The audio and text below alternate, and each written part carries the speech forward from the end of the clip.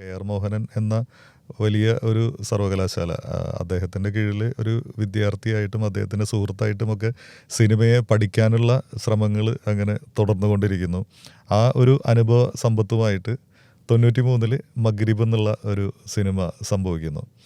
മുരളിയായിരുന്നു അതിലെ നായകനായിട്ട് ഉണ്ടായിരുന്നത്. ആ സിനിമയ്ക്കും എനിക്ക് തോന്നുന്നു ഒരു പുരസ്കാര ലബ്ധിയൊക്കെ ഉണ്ടായിട്ടുണ്ടായിരുന്നു. നിലവിലെ ഒരു അരവിന്ദ പുരസ്കാരം കിട്ടി, പിന്നെ പനോരമ കിട്ടി, ജോൺ എബ്രഹാം നോർത്ത് കൊറിയയിലേക്ക് അതിൻ്റെ സെലക്ഷൻ കിട്ടി, ഫെസ്റ്റിവലിൽ ഒഫീഷ്യൽ എൻട്രി ആയിട്ട്, കോമ്പറ്റീഷൻ എൻട്രി ആയിട്ട് കിട്ടി. ഈ മഗ്രിബ് എന്നുള്ള ഒരു സിനിമ അത് ഉണ്ടാവുന്നത് 1993 ഈ 90കളുടെ ഇത്തരം സിനിമകളിലെ ഒരു എന്താ പറയുക, ഒരു സമാന്തര സിനിമകളുടെ ഒരു സ്വീകാര്യത വെച്ച് നോക്കുമ്പോൾ 80കളിൽ അല്ലെങ്കിൽ 70കളിലൊക്കെ ഉണ്ടായിരുന്ന മലയാള സിനിമയുടെ ഒരു ഭാവുകത്വ പരിസരങ്ങളുണ്ടായിരുന്നു. മലയാളി അത്തരം സിനിമകളെ നോക്കിക്കാണുന്ന ഒരു രീതിക്ക് എനിക്ക് തോന്നുന്നു 90കൾ മുതൽ കുറച്ച് പുറകോട്ട് പോയി എന്നുള്ളൊരു വിലയിരുത്തൽ പലപ്പോഴും സംഭവിക്കാറുണ്ട്. ഈ സിനിമ തന്നെ കുറച്ചുകൂടി അക്കാദമിക്കലായിട്ടുള്ള രീതിയിലും അല്ലെങ്കിൽ ആൾക്കാരുടെ ഒരു ആവിഷ്കരണ ശൈലി അല്ലെങ്കിൽ ആൾക്കാരത് ആസ്വദിക്കുന്ന ശൈലിയിലൊക്കെ ഒരുപാട് ഇടിവ് സംഭവിച്ച ഒരു കാലമായിരുന്നു 90കൾ. പിന്നെ 2000 അത് അതിൻ്റെ ഒരു പീക്കിലെത്തി. ഇപ്പോൾ വീണ്ടും ഒരു പുതിയ തലമുറ വന്നപ്പോൾ വീണ്ടും തിരിച്ച് കുറച്ചുകൂടി നല്ല രീതിയിൽ സിനിമകൾ ആസ്വദിക്കുന്ന രീതിയിലേക്ക് മലയാളി മടങ്ങിപ്പോയി എന്ന് തോന്നുന്നുണ്ട്. കാരണം ഞാൻ നോക്കുമ്പോൾ ഈ മഗ്രിബ് അല്ലെങ്കിൽ പിന്നീട് വന്ന ഗർഷോം എന്നുള്ള സിനിമയൊക്കെ ഇന്നായിരുന്നെങ്കിൽ കുറേ കൂടി ആളുകളിലേക്ക് എത്തിയിരുന്നു എന്ന് തോന്നാറുണ്ട് പലപ്പോഴും. കാരണം 70കളും 80കളിലൊക്കെ കൊണ്ടുവന്ന ഇവിടുത്തെ ഒരു ന്യൂ വേവ് സിനിമകളും അതുപോലെ ഇപ്പോൾ അടൂരാണെങ്കിലും അരവിന്ദനാണെങ്കിലും PA ബക്കറാണെങ്കിലും തുടർന്ന് ഇതിൻ്റെ ഒരു സമാന്തര ശ്രേണിയിൽ ഇപ്പോൾ IV ശശിയും ജോഷിയും പോലെയുള്ള കമേഴ്ഷ്യൽ സിനിമകളിൽ നിന്ന് മാറിയിട്ട് സിനിമകൾ ചെയ്ത് കുറേ സംവിധായകർ ഇതിനൊരു സമാന്തര ശ്രേണി കൊണ്ടുവന്നിട്ടുണ്ടായിരുന്നു. അവരിലൂടെ മലയാള സിനിമയ്ക്ക് അത്തരം സിനിമകൾക്ക് ഒരു വലിയ പ്രേക്ഷക വൃന്ദം ഉണ്ടായിരുന്നു. പക്ഷേ ഈ 90കളിൽ ഇതിന് നേരെ ഒരു കുറച്ചുകൂടി കമേഴ്ഷ്യൽ സിനിമകളോടുള്ള ഒരു ആഭിമുഖ്യം കൂടിയെന്ന് തോന്നിയിട്ടുണ്ടോ? എനിക്ക് തോന്നുന്നത് നിങ്ങളുടെ ഒരു വാദത്തിനോട് ചെറിയ വിയോജിപ്പുണ്ട് എനിക്ക്. ഞാൻ ആ സിനിമയിലുള്ള ഒരാളല്ല. ഞാൻ സമാന്തര സിനിമ പ്രൊഡ്യൂസ് ചെയ്തെങ്കിലും ഞാൻ സമാന്തര സിനിമ ഡയറക്റ്റ് ചെയ്തിട്ടില്ല. വേണമെങ്കിൽ മഗ്രിബിനെ കഷ്ടിയിൽ കൂട്ടാം, കഷ്ടിയാണ്. പക്ഷെ എനിക്ക് ആ ഇതിനോട് യോജിപ്പുണ്ടായിരുന്നില്ല. എനിക്ക് എൻ്റെ നാട്, എൻ്റെ ഭാഷ, എൻ്റെ ജീവിതം ഞാൻ കണ്ടത്, ഇതാണ് എൻ്റെ സിനിമ. അല്ലാണ്ട് എന്നെ ഈ യൂറോപ്പൊന്നും ഒരു കാരണവശാലും സ്വാധീനിച്ചിട്ടില്ല, ഇപ്പോഴും ഇല്ല. എൻ്റെ സിനിമയിൽ ഒരു ഫ്രെയിം പോലും നിങ്ങൾക്ക് അങ്ങനെ കാണാൻ പറ്റില്ല. എൻ്റെ സിനിമയിൽ ഒരു ഫ്രെയിം പോലും നിങ്ങൾക്ക് അങ്ങനെ കാണാൻ പറ്റില്ല. കാരണം എൻ്റെ നാടിൻ്റെ ജീവിതവും അതിലെ സാമൂഹ്യ സാംസ്കാരിക വിനിമയങ്ങളുമാണ് ഞാൻ സിനിമയാക്കിയത്. എൻ്റെ സിനിമയിൽ പാട്ടുണ്ടായിരുന്നു. ഞാൻ കെ.ആർ. മോഹനിൻ്റെ സിനിമ ഉണ്ടാക്കാൻ വന്ന ആളല്ല. അത് അല്ലെങ്കിൽ അടൂർ ഗോപാലകൃഷ്ണൻ ചെയ്ത പോലെ സിനിമ ഉണ്ടാക്കാൻ വന്ന, ഞാൻ വളരെ കൃത്യമായിട്ട് പറയുന്ന ആളാണ്. I am not for that. ഞാൻ എൻ്റെ സിനിമ എന്ന് പറയുന്നത് എനിക്കനുഭവപ്പെട്ട ജീവിതങ്ങൾ, ഞാൻ കണ്ട ജീവിതങ്ങൾ, അത് എങ്ങനെയാണ് ഞാൻ വിഷ്വലൈസ് ചെയ്യേണ്ടതെന്ന് എനിക്ക് തോന്നുന്ന രീതിയുണ്ട്. അത് തന്നെയാണ് ഈ പാട്ട് എൻ്റെ സിനിമയിലെ വളരെ പ്രധാനപ്പെട്ട ഒരു ഇതായിട്ട് എനിക്ക് തോന്നിയിട്ടുണ്ടാവും. കാരണം ഞാൻ ജീവിച്ച സമുദായത്തിൽ അതുണ്ട്, സംഗീതമുണ്ട്. ഇന്ന് കേരളത്തിൽ ഏറ്റവും കൂടുതൽ സംഖ്യ അല്ലെങ്കിൽ പൈസ സംഗീതത്തിന് ചിലവാക്കുന്ന ഏത് സമുദായമാണെന്ന് അറിയോ? മുസ്ലിം സമുദായം. കല്യാണങ്ങൾക്ക് അവർ ചിലവാക്കുന്ന പൈസ എത്രയാണ് മ്യൂസിക്കിന് വേണ്ടിയിട്ട്. അപ്പോൾ അത് അവരുടെ ജീവിതത്തിൽ നിന്ന് മാറ്റി നിർത്താൻ പറ്റില്ല. ഈ പൗരോഹിത്യമൊക്കെ പറഞ്ഞിട്ട് അവിടെ മാറിയിരിക്കുക എന്നല്ലാണ്ട് ഈ പൗരോഹിത്യത്തിലൊക്കെ വിശ്വസിക്കുന്ന അല്ലെങ്കിൽ അവരുടെ സ്വാധീനത്തിലുള്ള ആളുകൾ പോലും ഈ കല്യാണങ്ങളിൽ വന്നിട്ട് വെറുതെ ഇരുന്ന് കാണുകയാണ്, നിവൃത്തിയില്ല. മുത്തശ്ശിമാരും പേരക്കുട്ടികളും ചെറിയ മക്കളും ഒക്കെ കൂടി കൈകൊട്ടി നൃത്തം ചെയ്ത് പാട്ടുപാടുന്ന ഇതാണ് നമ്മൾ കാണുന്നത് ഇപ്പോൾ. അതൊരു ആധുനികതയുടെ ഭാഗമായി സംഗീതം. അപ്പോൾ അത്തരം ഒരു സൊസൈറ്റിയിൽ ജീവിച്ച് വളർന്ന എനിക്ക് സംഗീതത്തെ ഒഴിവാക്കിക്കൊണ്ട് ആലോചിക്കാനേ പറ്റില്ല. എൻ്റെ അമ്മയൊക്കെ നന്നായി പാടുന്ന ആളാണ്. അവരുടെ ജീവിതത്തിൽ പാട്ടുണ്ടായിരുന്നു. അപ്പോൾ അതിനെ പാട്ട് ഒഴിവാക്കാൻ പറ്റുക?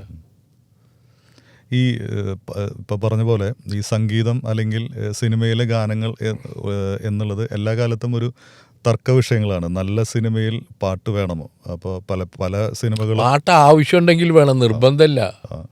പാട്ട് ആവശ്യമുണ്ടെങ്കിൽ സിനിമയിൽ പാട്ട് വേണം. എൻ്റെ സിനിമയിൽ ആവശ്യമുള്ളടത്ത് അല്ലാത്തടത്ത് ഒരു സ്ഥലത്ത് നിങ്ങൾക്ക് പാട്ട് കാണാൻ പറ്റില്ല. അതുപോലെ തന്നെ ഇപ്പോൾ താങ്കളുടെ സിനിമയിൽ പാട്ട് ഉൾപ്പെടുത്തുന്നു. ഈ പാട്ട് വേണം വേണ്ട എന്നുള്ള തർക്കങ്ങൾ നടക്കുമ്പോൾ തന്നെ സിനിമ ഓടാൻ വേണ്ടി പാട്ട് ചേർക്കുകയും അവാർഡിന് അയക്കുമ്പോൾ പാട്ട് മുറിച്ച് മാറ്റിയിട്ട് ഞാൻ ചെയ്യാറില്ല. മുറിച്ച് മാറ്റപ്പെട്ട വെർഷൻ അയച്ച സംവിധായകർ ഇവിടെ ഉണ്ട്. ഞാൻ കാൻ ഫിലിം ഫെസ്റ്റിവലിലേക്ക് പരദേശി അയച്ചു പാട്ടുകളുണ്ടായിരുന്നു. ഇതിലേക്ക് അത് ബോംബെയിൽ സെലക്ട് ചെയ്തു.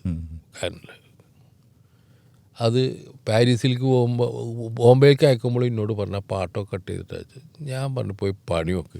സായിപ്പിനെ ബോധ്യപ്പെടുത്താനല്ല ഞാൻ സിനിമ ഉണ്ടാക്കിയുള്ളത്, എൻ്റെ നാട്ടുകാരെ ബോധ്യപ്പെടുത്താനാണ്. അവരോട് കാണിച്ച ഒരു വിഷ്വൽ ഞാനെന്തിന് സായിപ്പിന് പേടിച്ചിട്ട് ഇതാക്കണം? ഞാൻ അവനെ പേടിച്ചിട്ട് ജീവിക്കുന്ന ആളല്ല. പേടിച്ചിട്ടുള്ളൊരു കട്ട് ചെയ്തോട്ടെ, അവരെ ബഹുമാനിക്കുന്ന ആൾ. എനിക്കങ്ങനെ ആവശ്യമില്ലാത്തൊരു ബഹുമാനമൊന്നും പാശ്ചാത്യരെ കുറിച്ചിട്ടോ അല്ലെങ്കിൽ അവരുടെ സിനിമയെ കുറിച്ചിട്ടോ ഒന്നും എനിക്കില്ല. എനിക്ക് എൻ്റെ നാടും എൻ്റെ ഇതൊക്കെ വളരെ കേമാണെന്ന് വിശ്വസിക്കുന്ന ഒരാളാണ് ഞാൻ. അപ്പോൾ ഞാനെന്തിനും അവരെ ഇതാക്കണം? ഞാൻ അയച്ചില്ലല്ലോ, എനിക്ക് കിട്ടിയില്ല. അവിടെ ചെന്നപ്പോൾ രണ്ടാമത്തെ ഇതിലുണ്ട്, തെറ്റിപ്പോയി. ഞാൻ ഒരു ഇതിലും ഇപ്പോൾ പരദേശി തന്നെ ഇവിടെ പോയിട്ടുണ്ട്, ഇവിടെ കൈറോ ഫിലിം ഫെസ്റ്റിവലിൽ കോമ്പറ്റീഷൻ എൻട്രി ആണത്. ഞാൻ പാട്ട് കട്ട് ചെയ്തിട്ടില്ല, മാഡ്രിഡിൽ ഉണ്ടായിരുന്നു. ബോംബെ ഫെസ്റ്റിവലിൽ അത് കോമ്പറ്റീഷൻ എൻട്രി ആയിരുന്നു. കൽക്കത്ത ഫിലിം ഫെസ്റ്റിവലിൽ അത് കോമ്പറ്റീഷൻ എൻട്രി ആയിരുന്നു. ഞാൻ വായ്. അപ്പോൾ ഞാൻ ഇവരൊന്നും സഞ്ചരിച്ച വഴിയിലൂടെ സഞ്ചരിക്കാൻ ആഗ്രഹിച്ച ഒരാളല്ല. എനിക്കതിന് ആഗ്രഹമില്ല ഒരാൾ വഴി ചെയ്തിട്ടുള്ളത്. പൊളിറ്റിക്സിലാവട്ടെ രാഷ്ട്രീയത്തിലാവട്ടെ എനിക്ക് എൻ്റെ ഒരു വഴിയുണ്ടെന്ന്. അതിലാണ് ഞാൻ ഈ വിദേശത്ത് അവിടെ നിന്നാണ് എനിക്കിത് കുറേ കൂടി ബോധ്യമായത് ഞാൻ മലയാളിയാണെന്നുള്ളത്. ഇപ്പോൾ താങ്കൾ പറഞ്ഞ പോലെ തന്നെ ഇപ്പോൾ പവിത്രൻ്റെ സിനിമ സങ്കല്പരി പവിത്രൻ കമേഴ്ഷ്യൽ സിനിമ ഉത്തരമൊക്കെ ആഗ്രഹം ചെയ്ത ആളല്ലേ? ചെയ്ത ആളാണ്. പിന്നെ അതെ, അരവിന്ദൻ ചെയ്തുണ്ട്. അതിൽ പാട്ടുണ്ടായിരുന്നു, പക്ഷെ മറ്റു സിനിമകളിൽ പാട്ടുണ്ടായിരുന്നില്ല. പിന്നെ അതുപോലെ തന്നെ ഇപ്പോൾ KR മോഹനൻ എന്നുള്ള സംവിധായകന്റെ സിനിമയിൽ അധികം പാട്ടുകൾ രൂപത്തിലെ പാട്ട് ആവശ്യമാണ്. അതെ അതെ. അപ്പോൾ ഈ മഗ്രിബ് എന്നുള്ള സിനിമയിലേക്ക് വരികയാണെങ്കിൽ പിന്നീട് ഈ പറഞ്ഞ പോലെ ഇപ്പോൾ താങ്കളുടെ ഒരു സംഗീതത്തോടുള്ള ഇഷ്ടം സിനിമ ആവശ്യപ്പെടുന്നുണ്ടെങ്കിൽ അതിനകത്ത് സംഗീതവും അതിനകത്ത് ഗാനങ്ങളും ഉൾപ്പെടുത്താമെന്നുള്ള താങ്കളുടെ ഒരു തീർപ്പുണ്ട്. അപ്പോൾ അതിൽ ആ ഒരു തീർപ്പിന് വളരെ കറക്റ്റായിട്ട് മാച്ച് ചെയ്യുന്ന ഗാനങ്ങൾ കൊടുക്കുന്നതിന് വേണ്ടിയിട്ട് ഒരു സംഗീത സംവിധായകൻ രമേശ് നാരായണൻ എന്ന് പറഞ്ഞ ഒരു പ്രതിഭയെ മലയാള സിനിമയിലേക്ക് കറക്റ്റായിട്ട് കണക്ട് ചെയ്യുന്നത് മിക്കവാറും താങ്കൾ തന്നെയായിരിക്കും. കാരണം പിന്നീട് രമേശ് നാരായണൻ ഒരു 90കളിൽ മലയാള സിനിമയിൽ എനിക്ക് തോന്നുന്നു ചിലപ്പോൾ 1-2 സിനിമകൾ ചെയ്തിട്ടുണ്ടായിരിക്കാം, പക്ഷേ താങ്കളുടെ സിനിമയിലൂടെയാണ് അദ്ദേഹം ഇവിടുത്തെ ഒരു സാധാരണ പ്രേക്ഷകർക്ക് സുപരിചിതനാകുന്നത്. മഗ്രിബിൽ അദ്ദേഹം സംഗീതം ചെയ്തില്ല. മഗ്രിബിൽ അദ്ദേഹം പിന്നെ ബാക്ക്ഗ്രൗണ്ട് സ്കോർ മാത്രമാണ് ചെയ്തത്. മറ്റത് UCK തങ്ങളെന്ന് പറഞ്ഞിട്ട് പാവർട്ടിയിലൊരാളുണ്ടായിരുന്നു. പാവർട്ടിക്കടുത്ത് പാങ്ങുഭാഗത്തായിട്ട് അയാളാണ് ചെയ്തത്. UCK തങ്ങൾ അയാളാണ്. ആ പാട്ട് തന്നെ ആരെഴുതിയതാണെന്ന് പോലും നിശ്ചല്ല. ആ 2 പാട്ട് എൻ്റെ ഉമ്മയാണ് എനിക്ക് എടുത്തു തരുന്നത്. എൻ്റെ ഉമ്മയും അദ്ദേഹത്തിൻ്റെ ഒരു കസിൻ ഉണ്ട് RVC അമീദ്. നമ്മൾ നാടോടി ഗാനങ്ങളൊക്കെ പോലെ അവിടെ പിന്നെ മലബാർ ആ ചാവക്കാട് ചേറ്റുവ പ്രദേശത്തൊക്കെ ഗുരുവായൂർ പ്രദേശത്തൊക്കെ നിലനിന്നിരുന്ന സംഗീതമായിരുന്നു. മൈലാഞ്ചിയെ കുറിച്ചിട്ടും ഇതൊക്കെ ആയിട്ട് അതിൽ ചില വാക്കുകളൊക്കെ ചിന്നപ്പൂമാരൻ കണ്ടോളിൻ നിറം ചെങ്കോൾ വധുവിനെ കണ്ടോളിൻ. അപ്പോൾ പെൺകുട്ടീനെ തീർത്തിട്ട് മണവാളനെ അകത്ത് കടത്തുന്ന ഒരു സീനാണ്. അപ്പോൾ സുഹൃത്തുക്കൾ നിന്നിട്ട് പുറത്തു നിന്ന് പാടുന്ന ഒരു സീക്വൻസ്. അതെല്ലാ മുസ്ലിം വീടുകളിലും കല്യാണങ്ങളിൽ നടക്കുന്ന ഒരു ചിട്ടയാണത്. അപ്പോൾ അതിനാണ് ആ പാട്ട് ഉപയോഗിച്ചത്. ആ പാട്ട് എൻ്റെ ഉമ്മ പാടി തന്നതാണ്. പിന്നീടാണ് ഞാൻ അന്വേഷിച്ചത് ആരെ എഴുതിയത്. വേമങ്കാരശ്ശേരിയിലൊക്കെ ചോദിച്ചപ്പോൾ ആർക്കും നിശ്ചല്ല. മാമുക്കായോട് ചോദിച്ചപ്പോൾ മാമുക്കായക്കും നിശ്ചല്ല. അങ്ങനെ പലരോടും ഞാൻ ചോദിച്ചു, ആർക്കും ആ പാട്ട് ആരെഴുതിയതാണെന്ന് നിശ്ചല്ല. എന്തായാലും ആ പാട്ടാണ്, ആ 2 പാട്ടാണ് ഞാൻ ഉപയോഗിച്ചത്. വേണുഗോപാൽ പാടിയുണ്ട്, പിന്നെ ജംഷി എന്നാണ് ആ കുട്ടിയുടെ പേര്. കുട്ടി മരിച്ചു, ആ കുട്ടി പാടിയിട്ടുണ്ട്. പിന്നീട് ഗർഷോം എന്നുള്ള സിനിമയിലേക്ക് വരികയാണെങ്കിൽ ജനപ്രീതിയിലെ ഏറ്റവും മുന്നിൽ നിന്ന ഒരു ഗാനം അതുവരെയുള്ള സിനിമകൾ വെച്ച് നോക്കുമ്പോൾ പറയാൻ മറന്ന പരിഭവങ്ങൾ എന്ന് പറയുന്ന ഗാനമായിരുന്നു. അത് ഒരുപാട് സിനിമയിലെ ആ ഒരു ആസ്വാദനത്തിനപ്പുറം ഇപ്പോഴും ഒരു ടഫായിട്ടുള്ളൊരു കോമ്പറ്റീഷൻ വരുന്ന സമയത്ത് റിയാലിറ്റി ഷോകളിലൊക്കെ അവിടുത്തെ മത്സരാർത്ഥികൾ എടുത്തെടുത്ത് പാടുന്ന പാട്ടാണ്. ഹരിഹരൻ എന്ന വലിയ വിഖ്യാതനായിട്ടുള്ളൊരു ഗായകൻ വരുന്നു, അതുപോലെ തന്നെ രമേശ് നാരായണൻ്റെ അതിമനോഹരമായിട്ടുള്ള സംഗീതം. ഈ രണ്ടുപേരും അതെ അതിലേക്ക് വരാണ്. അപ്പോൾ ഇവർ ഓൾറെഡി അവിടെ പ്രൂവ്ഡ് ആയിട്ടുള്ള രണ്ടുപേരാണ്. പക്ഷേ റഫീഖ് അഹമ്മദ് എന്ന കവി തൃശ്ശൂരിനപ്പുറത്തേക്ക് അപ്പോഴേക്കും ഒരുപാട് പ്രശസ്തനല്ലാതിരുന്ന ആൾക്ക് പാട്ടെഴുതാൻ സാധിക്കും എന്ന് നമുക്കൊരു ഉറപ്പുണ്ടാകുമ്പോഴാണല്ലോ അദ്ദേഹത്തെ ഗാനരചനയിലേക്ക് തീർച്ചയായിട്ടും ക്ഷണിക്കുക. അപ്പോൾ ഒരു സംവിധായകൻ എന്ന രീതിയിൽ റഫീഖ് അഹമ്മദ് എന്ന കവിയെ കണ്ടെത്തുകയും അദ്ദേഹത്തിന് എഴുതാൻ സാധിക്കുമെന്ന് നമ്മുടെ ഉള്ളിലൊരു വിശ്വാസം ഉണ്ടാവുകയും ചെയ്യുന്ന ആ ഒരു നിമിഷം എങ്ങനെയായിരുന്നു? അത് സത്യത്തിൽ മോഹൻദാസും പിന്നെ ശ്രീരാമനാണ് ഇങ്ങനൊരു ആളുണ്ടെന്ന് പറഞ്ഞത്. ചില കവിതകളൊക്കെ ആക്കിക്കാവുന്ന ഒരാളുണ്ടെന്ന് നമ്മൾ വിളിക്കാന്ന് വെച്ചാൽ ഗുരുവായൂർ ഗസ്റ്റ് ഹൗസിലേക്ക് വിളിച്ച് അപ്പോൾ ഞാൻ സ്ക്രിപ്റ്റ് കൊടുത്തു. ഇയാൾ സ്ക്രിപ്റ്റ് കൊടുത്തിട്ടപ്പോൾ അയാൾ എന്നോട് ചോദിച്ച്, ഇത് ഞങ്ങളൊന്നും കാണാതിരുന്നത്, ഇത് നാട്ടിൽ നടക്കണ സംഭവമാണല്ലോ, അതെന്താ നമ്മളൊന്നും കാണാതിരുന്നെന്ന് ചോദിച്ചാൽ. അങ്ങനെയാണ് അയാൾ ഈ സംഗീത രചനയ്ക്ക് വരുന്നത്. രമേഷിനെ എനിക്ക് പരിചയപ്പെടുത്തുന്നത് പറഞ്ഞു തരുന്നത് അടൂർ ഗോപാലകൃഷ്ണൻ. ഞാൻ ഹിന്ദുസ്ഥാനി സംഗീതത്തിനോടാണ് താല്പര്യം കാണിച്ചത്. അപ്പോൾ ഞാൻ മഗ്രിബിൻ്റെ ബാക്ക്ഗ്രൗണ്ട് സ്കോറിങ്ങിന് ആളെ അന്വേഷിക്കുമ്പോഴാണ് രമേശ് നാരായണനെ പറ്റി കേൾക്കുന്നത് പറഞ്ഞത്. അങ്ങനെയാണ് അയാളിൽ ഞാൻ എത്തുന്നത്. അന്ന് തിരുവനന്തപുരത്ത് വരുന്നുള്ളൂ. ബോംബെയിലെ പൂനെയിലൊക്കെ സ്റ്റഡി കഴിഞ്ഞിട്ട് രമേശ് നാരായണൻ എത്തുന്ന സന്ദർഭത്തിലാണ്. അദ്ദേഹത്തിന് ഈ സിനിമയിൽ എങ്ങനെ അത് ഉപയോഗിക്കണമെന്നൊന്നും അറിയില്ല. അദ്ദേഹത്തിന് ഹിന്ദുസ്ഥാനി സംഗീതത്തിൻ്റെ ആ ഒരു ഇതുണ്ടല്ലോ, അതിൻ്റെ ഒരു ഗ്രാമറ്റിക്കൽ പ്ലാറ്റ്ഫോമിൽ നിന്നിട്ടുള്ള കാര്യങ്ങളെ അറിയുള്ളൂ. അതിനെ പറ്റിയിട്ടുള്ള ഒരു അറിവുണ്ട്, അക്കാദമിക്കലായിട്ടുള്ള അറിവുണ്ട്. ആൾക്ക് സംഗീതം വിനിയോഗിക്കണം. ഈ സിനിമ എന്ന് പറഞ്ഞ സാധനം വേറെ. ഇപ്പോൾ അതായത് ഇപ്പോൾ ഒരു ചെറിയ സീക്വൻസ് സീനിലേക്ക് നമ്മളൊരു മ്യൂസിക് ബീറ്റ് വയ്ക്കുമ്പോൾ അതിൻ്റെ ഇപ്പുറത്തേക്കൊന്നും പോകാൻ പാടില്ല, അതിൽ കറക്റ്റായിട്ട് നിൽക്കണം. അപ്പോൾ അത് പുള്ളി പറയാം, അത് കുഴപ്പമില്ല, കുറച്ച് നീണ്ടു കിടന്നോട്ടെ, നിങ്ങൾ കട്ട് ചെയ്താൽ മതിയെന്ന്. പക്ഷെ പിന്നീടാകുമ്പോഴേക്കും അദ്ദേഹം വളരെ കറക്റ്റായിട്ട് അബ്രപ്റ്റായിട്ട് നിർത്തുന്ന രീതിയിലേക്കൊക്കെ മാറി. മഗ്രിബിലൊക്കെ അങ്ങനെയാണ് മൂപ്പര് ചെയ്തത്.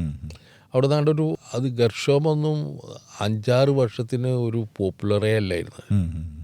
5-6 വർഷം കഴിഞ്ഞിട്ട് പോപ്പുലർ ആവുന്ന അസുഖം. അതിൽ പാട്ട് സിനിമ പിന്നെ വലിയ വിവാദമൊക്കെ ഉണ്ടാക്കിയ സിനിമയായിരുന്നു. പക്ഷെ ഇപ്പോഴും അത് കണ്ടോൻ ആളുകൾ യൂട്യൂബിൽ കാണുന്നുണ്ട്. നിങ്ങൾ അതിൻ്റെ യൂട്യൂബിൽ പോയിട്ട് ഗർഷോം നടിച്ചിട്ട് അതിൻ്റെ കമൻറ്റ് ബോക്സിൽ പോവുക. അപ്പോൾ നിങ്ങൾക്ക് മനസ്സിലാവും അത് എത്ര കണ്ട് കാലികമാണ് എന്നുള്ളത്.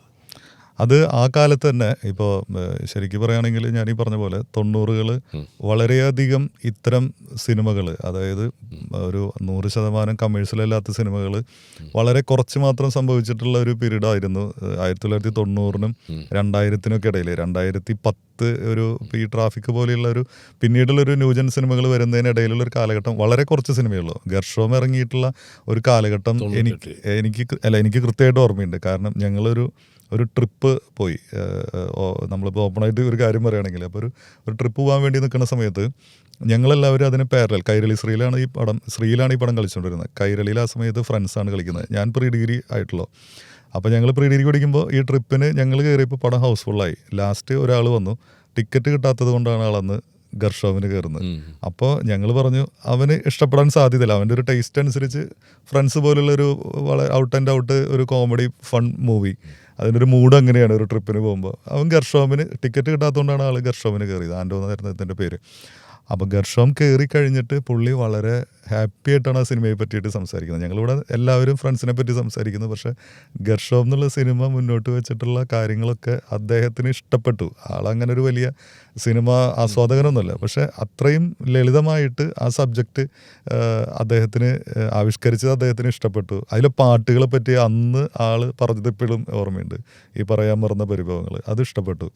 അപ്പോൾ അന്ന് തന്നെ ആ സിനിമ ഇഷ്ടപ്പെട്ട, ഇത് കാണാതെ നമ്മൾ മുൻവിധിയോട് കൂടിയിട്ട് ഒരു സിനിമ മോശമാണെന്ന് പറയാം, പക്ഷെ കണ്ട ഒരാൾക്ക് പോലും ആ സിനിമ അന്ന് ഇഷ്ടപ്പെടാതെ പോയിട്ടില്ല. പക്ഷെ ഇല്ല. ഇത്തരം സിനിമകളുടെ ഒരു ദുര്യോഗം എന്ന് പറഞ്ഞു കഴിഞ്ഞാൽ ചിലപ്പോൾ പല രീതിയിലുള്ള കാരണങ്ങൾ കൊണ്ട് അത് ആ ഡിമാൻഡ് ചെയ്യുന്ന ആളുകളിലേക്ക് ചിലപ്പോൾ സിനിമ എത്തിയിട്ടുണ്ടായിരിക്കില്ല. ഇപ്പോൾ പിന്നെ ഈ പാട്ട് ഒരുപാട് പേര് ആ സിനിമയിലേക്ക് അടുപ്പിച്ചിട്ടുണ്ട്. ഈ പാട്ടുള്ള സിനിമ ഏതാണെന്ന് ചോദിക്കുമ്പോൾ ഘർഷവും എന്നുള്ള ഒരു പേരിലേക്ക് എത്തും. അങ്ങനെ ആ സിനിമ ഈ അടുത്ത കാലത്ത് എൻ്റെ ഒരു പരിപാടി ഉണ്ടായിരുന്നു, എൻ്റെ സിനിമകളെ കുറിച്ചും എൻ്റെ വർക്കിനെ കുറിച്ചിട്ടൊക്കെ. കലയും കാലവും എന്നായിരുന്നു, തൃശ്ശൂർ വെച്ചിട്ട് സാഹിത്യ അക്കാദമിയിൽ വെച്ചിട്ടായിരുന്നു എൻ്റെ പരിപാടിയായിരുന്നു. ഒരുപാട് ആളുകൾ, നമ്മളെ സുഹൃത്തുക്കൾ, എല്ലാ ബുദ്ധിജീവികളും ഒക്കെ, റഫീഖ് അഹമ്മദ് തൊട്ട് എല്ലാ ആളുകളും വന്നിരുന്നു, ജോൺ ബ്രിട്ടാസ്. അപ്പോൾ അതിൽ അന്ന് ഈ ഘർഷവും കാണിച്ചിരുന്നു, പരദേശിയും കാണിച്ചു. ഘർഷവും കാണിക്കുമ്പോൾ ഒരു കവയത്രിയുണ്ട്, ഷബീക എന്ന് പറഞ്ഞിട്ട്, അവർ കാണാൻ വന്നിരുന്നു. അവരുടെ മകനായിട്ട് പ്രീഡിക്ക് ലോനെന്ന് പഠിക്കുന്ന കുട്ടിയാണ്, ഫസ്റ്റ് ഇയർ സെക്കൻഡ് ഇയർ ആയിട്ട്, അവനായിട്ട്. അപ്പോൾ അവൻ പറഞ്ഞു ഞാൻ കാണുന്നില്ല എന്നാണ്. സ്വാഭാവികം. അപ്പോൾ അവൻ്റെ പറഞ്ഞു നീ കാണോ, നീ കണ്ടു നോക്കുക. അവർ കണ്ടല്ല, രണ്ടാമത്തെ പ്രാവശ്യമാണ് അവർ കാണുന്നത്. അങ്ങനെ അവൻ പറഞ്ഞത് ആർട്ട് ഫിലിമാവൂ.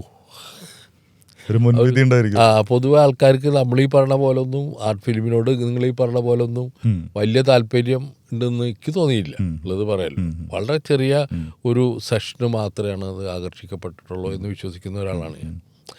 അത് മതി, എല്ലാവരും ഇത് ചെയ്യണമെന്നില്ല, ഒരു ഡിഫറെൻ്റ് ആയിട്ടുള്ളൊരു മൂവ്മെൻ്റാണ്, അതിലൊന്നും എനിക്ക് യാതൊരു സംശയമില്ല.